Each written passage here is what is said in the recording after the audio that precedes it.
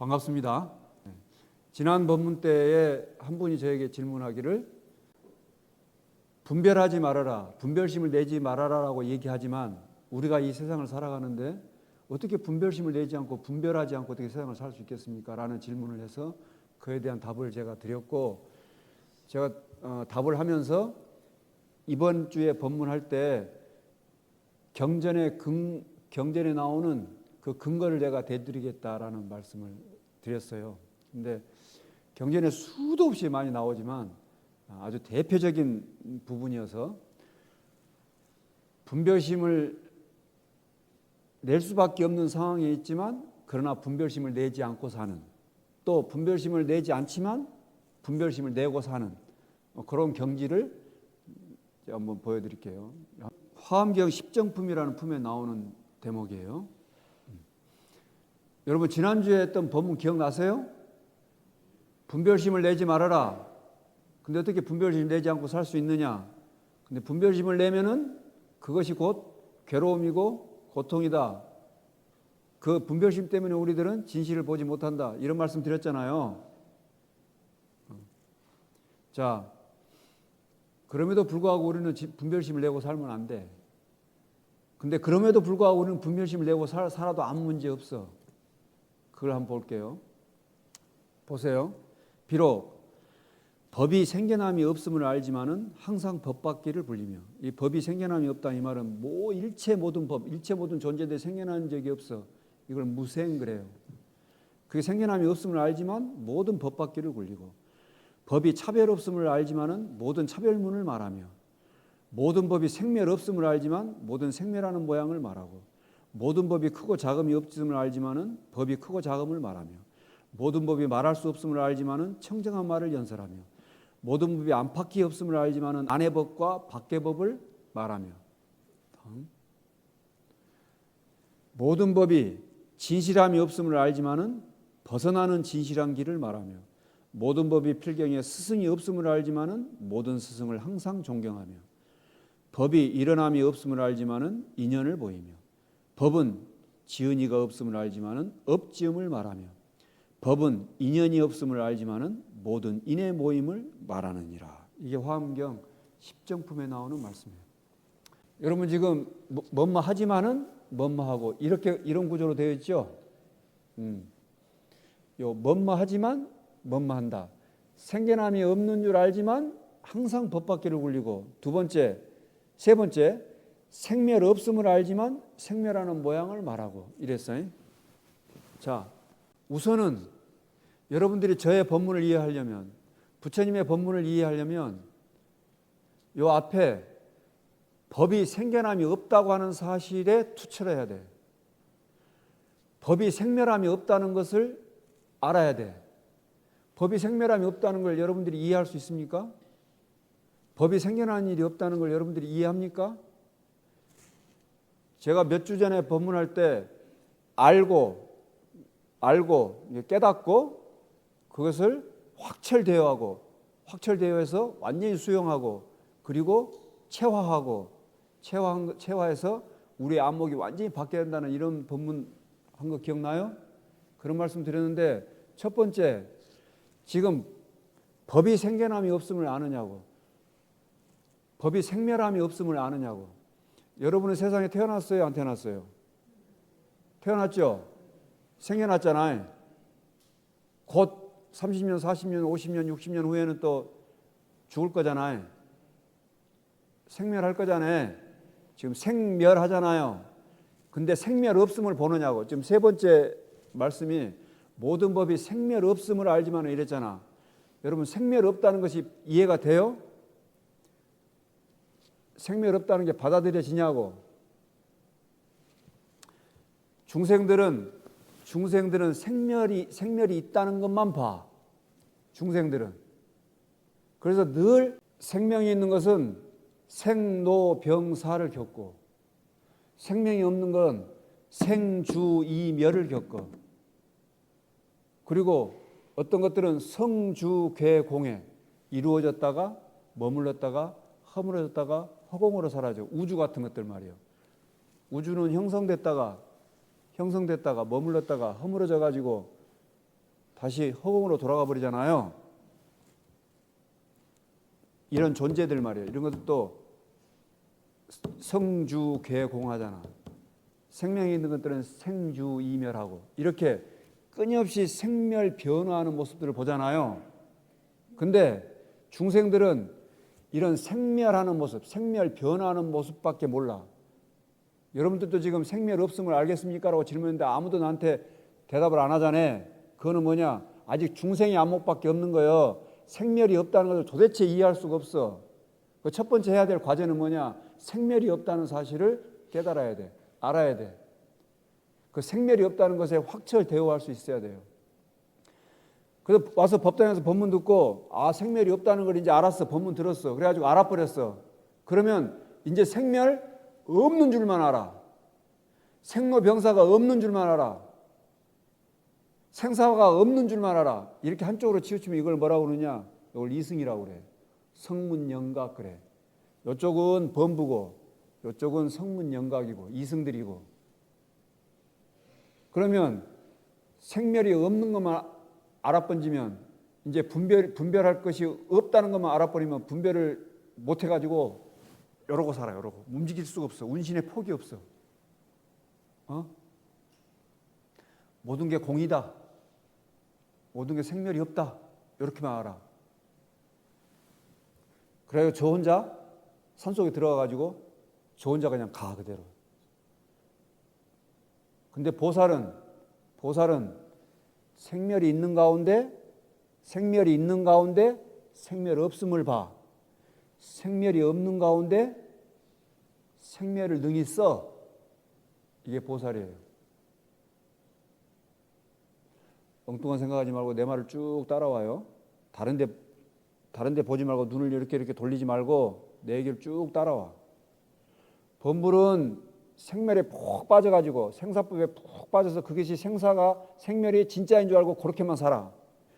성문영각 이승들은 생멸이 없는 줄만 알아. 그리고 없다고 맨날 없다고만 외우고 살아. 근데 보살은 생멸 가운데 있으면서 생멸 없음을 알아. 생멸이 없다는 걸 알면서도 능히 생멸을 또 놔두었어. 이게 보살이에요. 부처는 생멸이 있건 생멸이 없건 자유자재예요.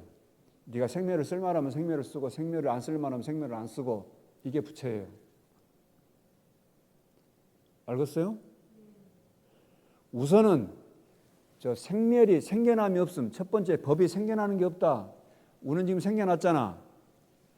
요 컵도 지금 생겨났잖아. 이렇게 만드니까 생겨났죠. 이것도 만드니까 생겨났을 거 아니야.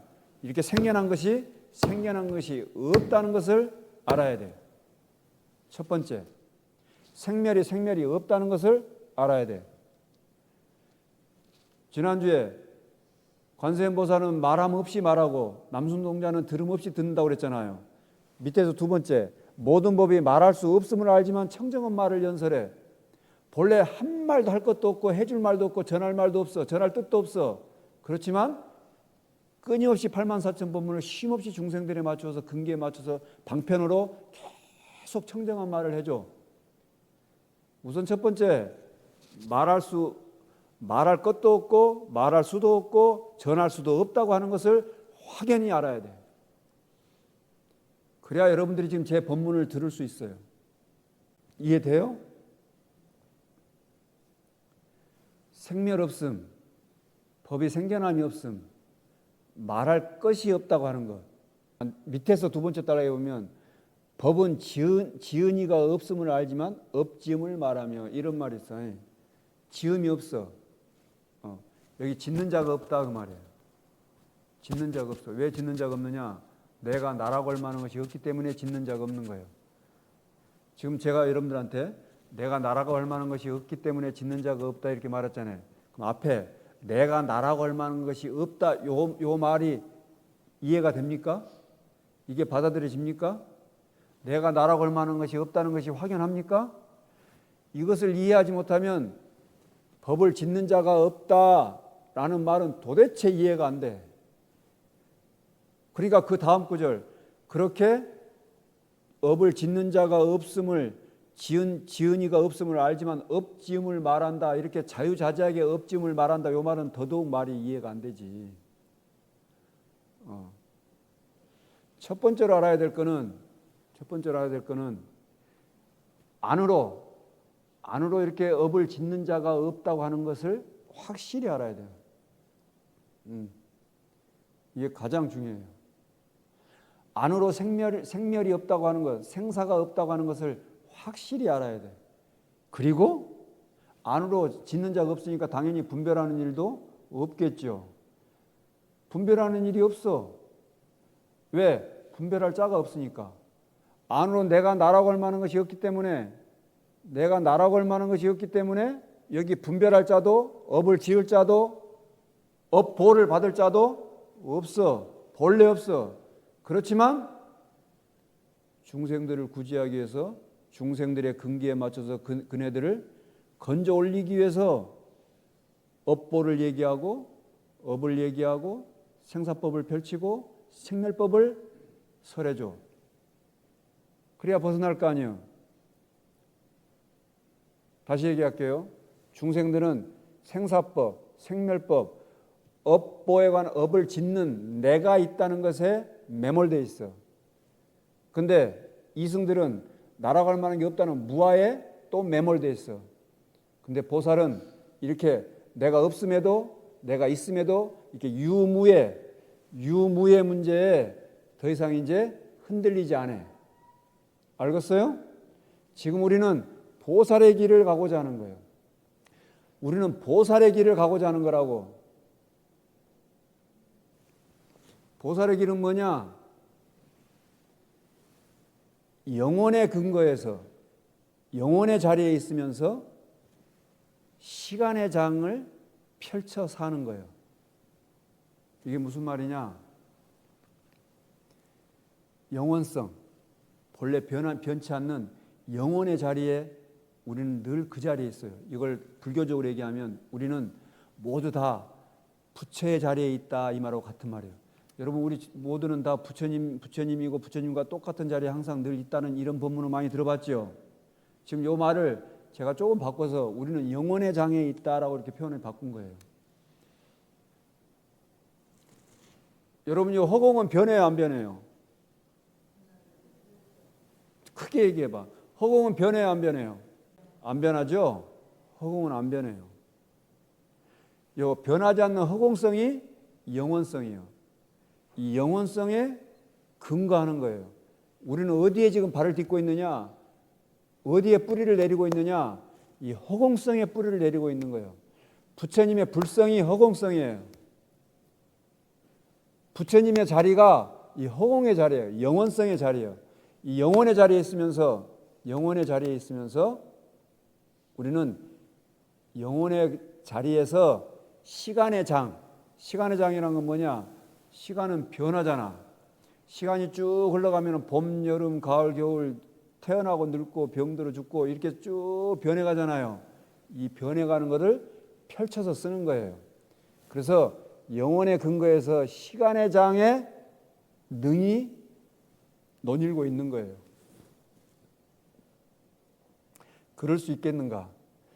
우선은 우리가 영혼의 장, 이 영원성에 근거하고 있다는 이것을 알아볼 일이에요.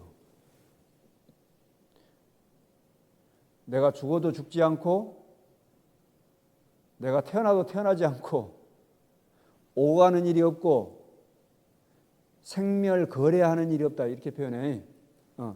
태어나고 멸하고 가고 오고 하는 일이 없는 본래 그 자리, 이게 영혼의 자리예요. 영원성이에요. 이게 허공성이에요. 이런 허공성이라고 하는 사실에 우리가 눈 떠야 된다 그 말이에요. 지금 이렇게 부처님이 한결같이 45년 동안 법문하시는 건 뭐냐? 중생들이 이 생멸 변하는 이 세상이 이게 다인 줄 알고 여기에 콧바틀해 가지고 그냥 머리 쳐박고 그렇게 살고 있으니까 안타까워 가지고 늘 사네 죽네 좋네 싫으네 늘 얼굴이 울그락불그락 이렇게 막 살아가니까 그렇게 힘들게 고해 바다라고 이렇게 살아가니까 부처님께서 야 정신 차려. 너희들은 본래 부처의 나와 똑같이 그 영혼의 자리에 있다. 영혼의 근거에 있다. 너희들은 영원의 그 터전 위에 지금 자리하고 있다. 그걸 알려주는 거예요. 그러면서 그 영원의 자리에 있지만 동시에 또 어때요? 시간의 장을 펼쳐서 써. 생멸 변하는 자리를 펼쳐서 써. 가고 오는 것을 펼쳐서 써. 높고 낮은 것을 능히 또 펼쳐서 써. 그러잖아요. 여러분들이 지금 집에서 떠나가지고 법당에 왔죠. 이따 법회 끝나면 또 집으로 갈 거잖아요. 이렇게 오고 가고 하잖아요. 이렇게 오고 가고 하는 것을 능히 그렇게 해. 그렇지만 그는 알아. 뭘 아냐. 그렇게 집을 떠나서 법당에 온 자도 없고 온 일도 없다는 것을 그는 알아. 그가 누구요? 영원의 자리에 근거하고 있는 사람이에요. 또 이렇게 법문 끝나면 법당에서 집으로 갈 건데 그렇게 집에 가는 자도 없고 가는 일도 없다는 것을 그는 알아. 그렇지만 또 능히 그렇게 또 가. 그렇게 해서 또 세간사를 또 엮어가요. 우선은 지금 여러분들이 제 말을 이해하려면 우리가 영원성에 근거하고 있다는 영원의 자리에, 영원의 터전에 지금 우리가 뿌리를 내리고 있다는 것을 자각해야 돼요. 부처님은 그것을 일깨워 주신 거예요. 본래 생멸 변화가 없는 그 자리에 우리가 본래 있더라. 그걸 알아봐라. 우는 그런 존재다. 이렇게 되면 이제 죽어도 죽을 것을 두려워할 일이 없게 되는 거지. 이렇게 해서 생사 문제를 해결하는 거예요. 여러분 법화경 보면 관세음보살 보온품이라고 있죠. 관세음보살 보온품에 보면은 관세음보살을 일심으로 염하면 어떤 공덕이 있느냐? 불에 들어가도 타지 않고 물에 들어가도 젖지 않고 도적을 만나도 도적의 칼날이 다 소멸되고 이런 모든 액난과 고난으로부터 다 사라진다고 그랬어요. 관세음보살을 일심으로 염하면 물에 들어가도 젖지 않고 불에 들어가도 타지 않고 이런 대목이 나온다니까. 여러분 물에 들어가면 젖어요 안 젖어요? 불에 들어가면 타요 안 타요? 영원성에 근거하는 사람은, 영원성을 본 사람은 타도 타는 일이 없다는 것을, 젖어도 젖은 일이 없다는 것을 그는 알아. 분별해도 분별하는 일이 없다는 것을 그는 알아. 그렇지만 시간의 장에서는 능히 타는 것도 보이고 젖는 것도 보이고 분별도 해. 그렇게 분별하는 것이 아닌 것을 그는 알아. 알겠어요? 부처님의 84,000 법문이 전부 다 영원성을 보게 하려고 부처님과 같은 그 자리가 있다고 하는, 또 그 자리로 인도하고자 하는 법문이 거의 대부분이고, 나머지는 뭐냐? 나머지는 그 자리에 그렇게 머물러 있어 버리면 저만 좋잖아. 저 혼자만 좋으면 뭐돼? 회양하지 않으면 무슨 의미가 있느냐고. 이게. 부처님이 불교는 지혜와 자비의 종교라고 그러는데 저만 좋으면 자비가 없잖아요. 그죠? 지혜를 밝혀서 우리의 터전은 영원성이다, 이런 허공성이다 라고 하는 그런 것을 밝히고 그 자리에서 다시 자비의 마음을 내가지고 시간의 장으로 발을 디뎌내는 거예요. 이렇게 영혼의 자리에서 시간의 장으로 발을 디딘 사람을 뭐라고 그러냐? 그걸 보디사트바 그래요. 보살 그래요. 우리가 관세음보살, 문수보살, 보현보살 이렇게 얘기하잖아요. 그분을 일러서 보살님 그래요. 우리가 여러분들한테 보살님 그렇게 부르잖아요. 여러분들이 보살님의 자격을 갖추려면 우리는 본래 그런 부처님과 똑같은 그 부처의 자리, 그 영원한 자리, 그 자리에 있다고 하는 것을 자각하고 깨달아야 돼요. 이게 가장 급선무예요. 그렇게 영혼의 자리에 있으면 우리에게 어떤 곤란함과 액난이 닥쳐도 아까 관세음보살을 염하면 물에 들어가도 젖지 않고 불에 들어가도 타지 않는 것처럼 그런 곤란함과 액난으로부터 더 이상 핍박받지 않게 돼요. 반야심경에 도일체고액 했잖아. 도일체고액. 일체고액, 고난과 액난으로부터 건너간다고 그랬잖아요. 뭘 하면 아제아제 바라아제 바라승아제 모지사바 하면 가자 어디로 가? 저 건너로 넘어가. 저 건너가 어디요? 그게 영혼의 자리예요. 영원성의 자리예요. 본래 우리가 지금 터전으로 삼고 있는 그 자리로 넘어가게 되면 그게 관세음보살님이 뿌리하고 있는 자리라니까.